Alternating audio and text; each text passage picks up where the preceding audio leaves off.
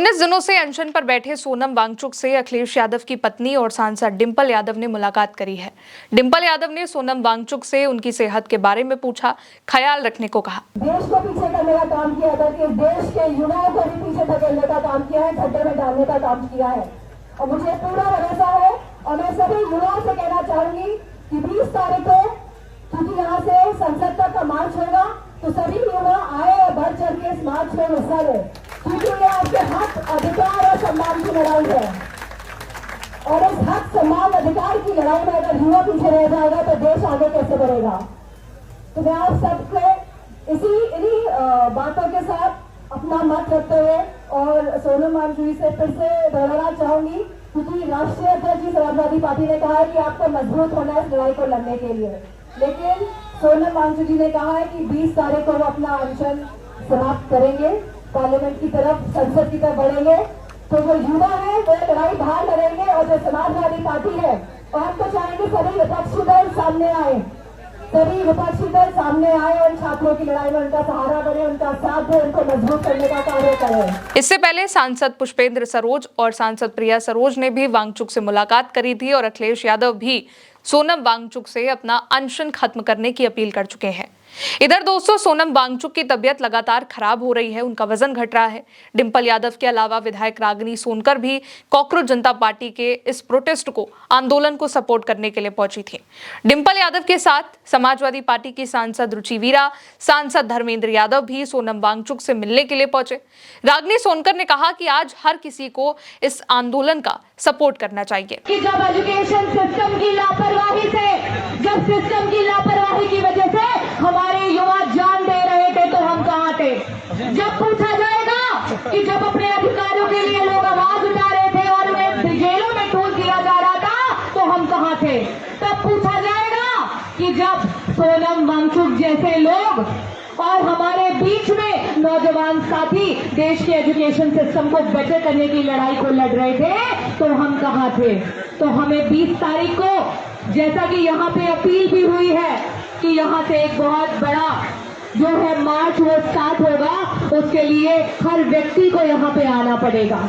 Cockroach जनता party दोस्तों NEET paper leak को लेकर के एक मुद्दा बना करके धर्मेंद्र प्रधान का इस्तीफा मांग रही है, जो कि शिक्षा मंत्री हैं, और इस आंदोलन की शुरुआत अभिजीत दीपके ने करी थी और अब ये जो आंदोलन है वो लगातार बड़ा होता जा रहा है। इससे पहले स्वरा भास्कर भी इस आंदोलन को सपोर्ट करने के लिए पहुंची थी और नगीना के सांसद चंद्रशेखर भी कॉकरोचों के मंच पर गरजते हुए दिखाई दिए थे। जितना बड़ा प्रोटेस्ट आप चाहोगे उतना बड़ा करेंगे, मगर 20 तारीख को आप हमारी भी मांग लेंगे। आप आज भी बता दो कितने चाहिए 20 तारीख के प्रोटेस्ट में आपको, और बताओ यहाँ से वहां तक संसद तक आदमी को बताओ।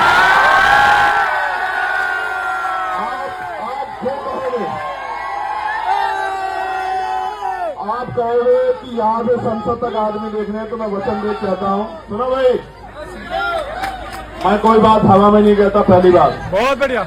अगर मैं कह रहा हूँ यहाँ खड़े होकर एडवोकेट चंद्रशेखर आजाद कि यहाँ से संसद तक आदमी होगा, तो आदमी होगा, मेरी बात सुनो।